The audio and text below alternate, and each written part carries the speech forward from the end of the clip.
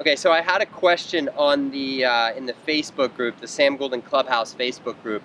Greg was asking about any drills or tips on how to hit more down on the ball. He made kind of the correct assumption that most players tend to not be able to hit down on the ball very well.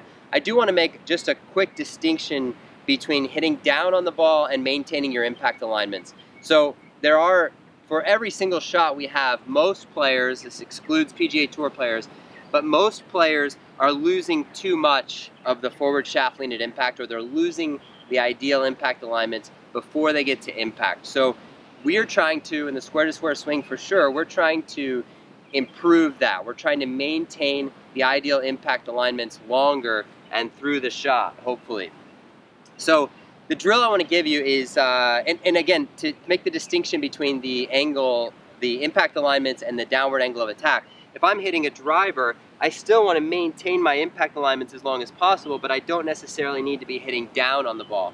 When the ball's sitting flush on the turf, then I definitely need at least to hit it close to the bottom of my arc, but it would be nice to catch it a little bit on the downswing. The average low point on tour is about 4 inches on the target side of the ball. So yes, we do want the club descending a little bit if the ball's on the ground.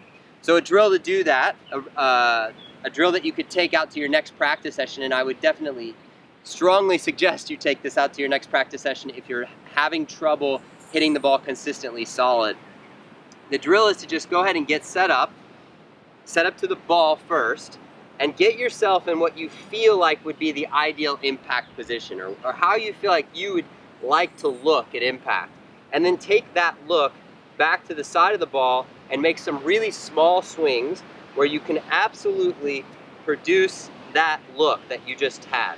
So back and through, getting the sensation, really soaking it in, of getting through impact, feeling the sequencing of the body as you come through impact in that ideal way, or that way that you'd like to, that thing you'd like to improve. Once you've done a couple really small ones, go ahead and make a little bit bigger one, to where maybe the club head goes up to about shoulder high, and see if you can get that same sensation, same impact, same feeling.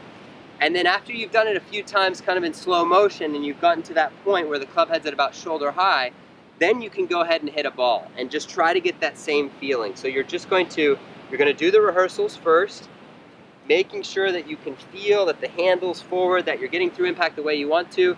And I'd suggest maybe just do 3 or 4 of those practice swings, and then go ahead and actually hit the ball with that same size swing, and then grade yourself. Ask yourself, did I do what I intended to do? It doesn't matter if you did it right or not, but we do want to get that feedback after the shot. And then repeat. Do this until you're striking the ball so solidly that you want to test a 3/4 swing, or maybe even a full swing. But don't move into a 3/4 swing or a full swing until you've consistently struck that ball with compression and with forward shaft lean and really felt some really solid contact. Because if you can't do it in that smaller swing, there's a very low likelihood that you're going to be able to do it in that full swing. So again, the drill, 3 or 4 practice swings, really slow, really small swings, just making sure that you get everything right through impact, the way you want to have it through impact.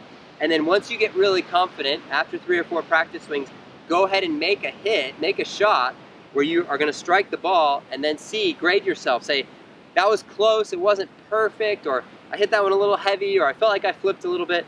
But do that for your whole practice session, just getting those maybe half swings, or maybe even a little bit longer than half swings, really grooved. And when you get super confident that you're hitting every single ball solid, go ahead and try a 3/4 or even a full swing.